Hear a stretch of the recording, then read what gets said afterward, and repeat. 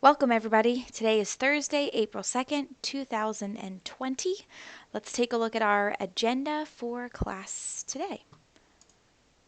Okay, so just like usual, if you haven't already answered the daily attendance question, please make sure that you take care of that. I did a little organization change in Classroom. I put all the attendance questions together in hopes that it would make it a little easier to find those.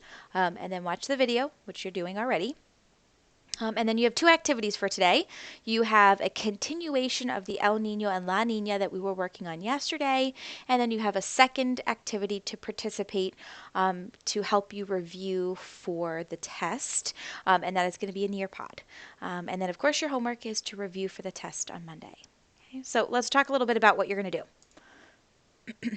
Okay, so yesterday we focused on what short-term climate change is, and we were focusing on the what we call normal or neutral conditions in the equatorial Pacific Ocean. So when there's no climate change effect in the Pacific, what is it usually like there? So now that you know what normal is, you're going to find out what change takes place when El Nino is in play.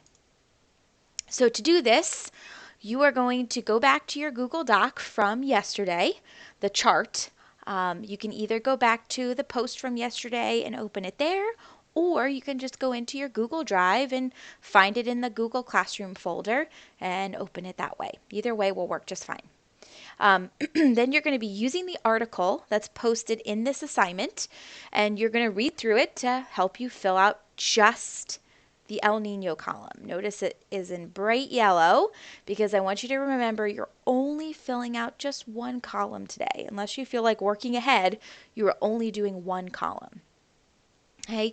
You will fill it out in a very similar way to how we filled out the neutral conditions. So for example, like if the wind says weak, maybe you'll write strong, or vice versa. If the temperature said warm, maybe you'll write cold. Okay, so very similar wording, you're just tweaking it to make it match El Nino. Now, once your chart is completed, we're going to do try number 2 for the El Nino and La Nina maps. Thank you guys for your flexibility yesterday with Cami. I know I got a lot of emails and alerts that you guys were having trouble with it, so I got some help with it, and it should be working now, so fingers crossed. So what you're going to do is you're going to be creating this map again in Google Classroom, but you're going to use Cami. I'm actually going to exit this slide to show you a little bit about what you're going to do. But essentially, you're going to see this as its own post in Google Classroom. Okay, it says Mapping El Nino and La Nina.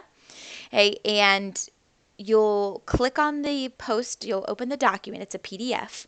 And when you open it up at the very top of the screen, so kind of like where the X would be on the screen here, there's going to be a little, it looks like a little blue rectangle, and it says Open with Cami. Click on that and it will take you right to Cami. It should make it pretty easy. If you have trouble, of course, let me know, and I'll be happy to help you out with that now that things are all fixed up and are ready to go. So when you do that, let me get out of here. It's going to look something like this. Let me show you what Cami looks like. Let me scroll back up. So I have put in the neutral conditions for you. I didn't want you guys to have to do extra work today just because the site wasn't working for us yesterday. So I put the neutral conditions in. I put the caption in. It is all taken care of. So you're going to scroll on down, all right, to El Nino. Okay, and your view is going to look probably more like this. Hey, and so you can kind of use the toolbar that's over here on the side to draw your map. Okay, so you've got this drawing tool where you've got your pen and you could change the colors and the thickness, add some shapes, erase things. You can add text boxes, which you'll need to do in some cases. So you want to make sure that it has a very similar feel to the neutral conditions. You're just tweaking it to match El Nino, okay? But you still want the trade winds. You still want an ocean current. You have to draw in where your ocean temperatures are, warm versus cold, talk about upwellings. Very similar idea to neutral. You're just, again, tweaking it to make it match El Nino. Okay, and again, you're only doing El Nino today. You do not have to do La Nina. We will do it tomorrow on Friday, but so if you want to work ahead, you can, but it is not a part of today's lesson. Tomorrow we will cover La Nina. Okay, so once you finish your chart and you've finished your map for El Nino, then the final piece is to do your review activity for the test. And the review is in Google Classroom. Um, it's a Nearpod. Okay, so what you're going to do is you're going to go to nearpod.com and you're going to use this code that I've posted here, and I posted in the assignment in Google Classroom, so it's there. And when you go to nearpod.com, just type in this code. It will take you right to the review, and you can work your way through the slides to practice for the test on Monday. I also just want to put a reminder out there. If you have questions about the test, please make sure you're starting to ask if you haven't already. If you need a review of a specific topic or you have a question about the exam, I will go over the details of the exam in tomorrow's video. But if you have questions, please start asking now. You can ask me today, and then of course on Friday.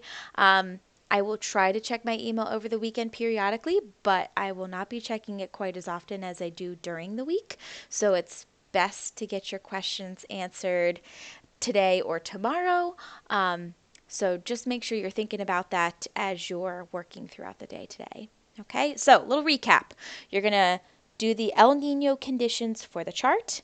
You're going to do the El Nino map, and then you're going to complete the Nearpod.